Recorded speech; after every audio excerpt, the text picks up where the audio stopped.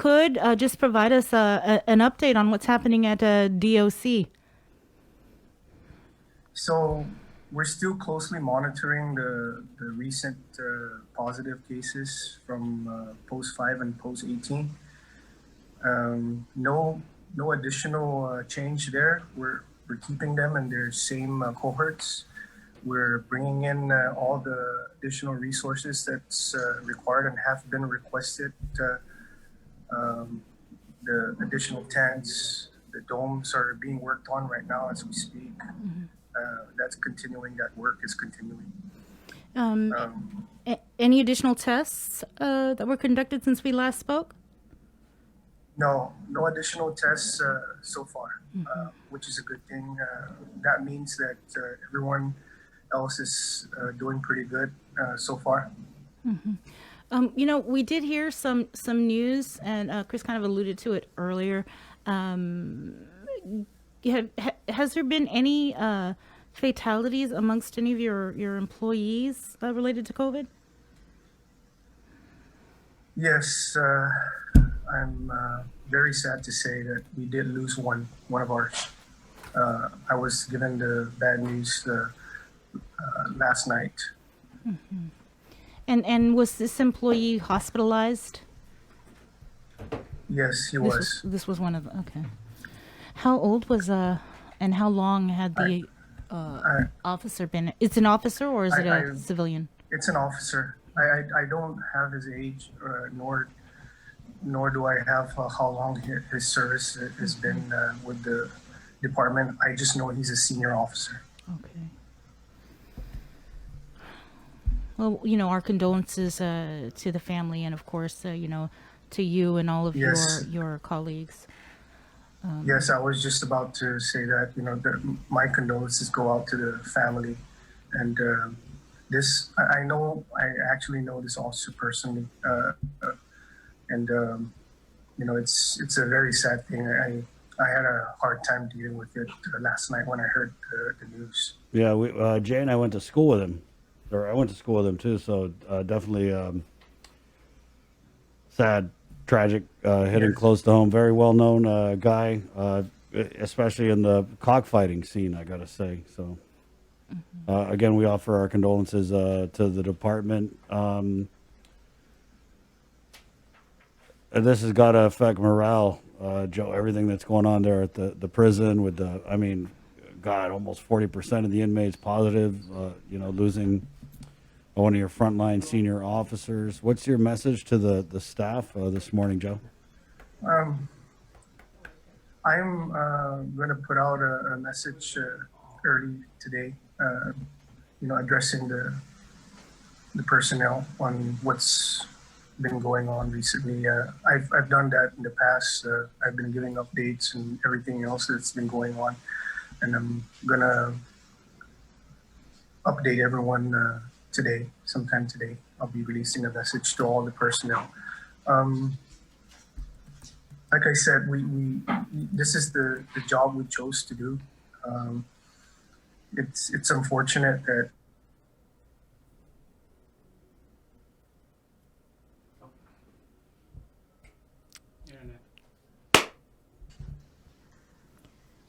You there, Joe?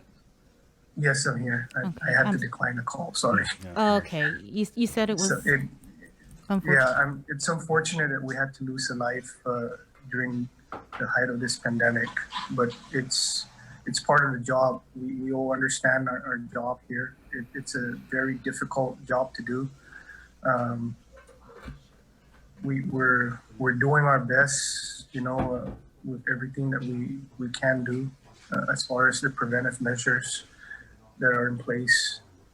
Uh, I'm I'm very saddened with the latest news, but we have to continue to uh, move forward and try to do our best to protect everyone else that's continuously working hard to do what we need to do to protect the rest of the population. Are there any other officers hospitalized at GMH? Yes, I'm aware of one other officer that has been hospitalized. Do you know his condition? Or her condition? I haven't gotten the latest. I know that it was stable the last time I was updated. What about the inmates? Is it 5 still hospitalized? Yes, it's still 5. We have 3 up at GMH and 2 at SNU. Do you know their conditions? I don't know. I'll go ahead and defer that to Lillian at the hospital. I'm not.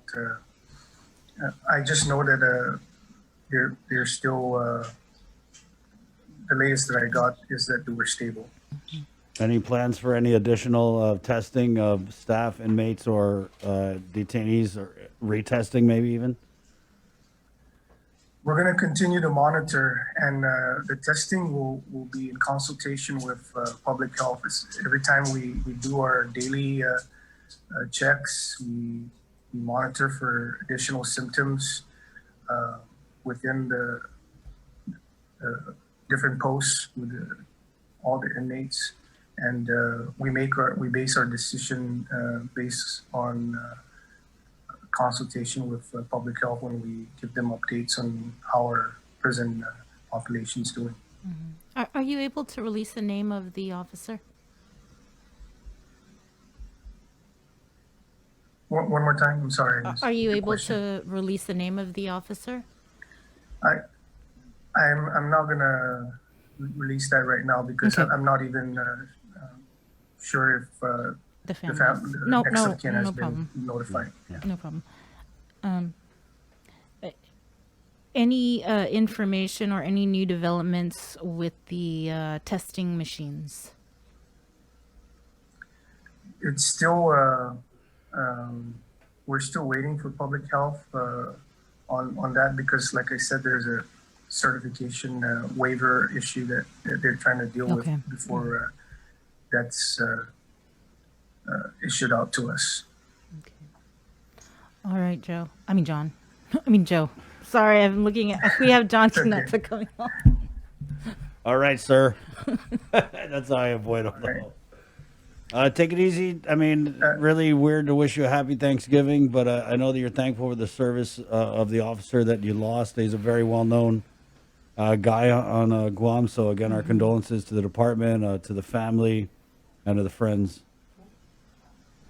Yes, thank you, and happy Thanksgiving to you guys too. All right. Take Thank you, care. Joe. There's a virtual Baloo tent to go in the Zoom room if you want to take for you and the staff. Okay, it's been cleared. It's contraband free. Thanks. Okay, Joe. See you. So, 827 right here on the link. It's The Breeze 93.9, proudly brought to you by Dial Rent to Own, Cabo Select Care, federal employees and annuitants. 2020 open enrollment. Enroll now until December 14th. Call 477-9808 for more info. Also brought to you by Carrier at 647-COOL, IT&E, and Cabo Enterprises. It's 827 again. Let's head over to the airport. We're not going anywhere. There's nowhere to go to except Saipan. Cost you $400 on top of the plane ticket. Yeah, because you got to quarantine and you got to pay for it your own self.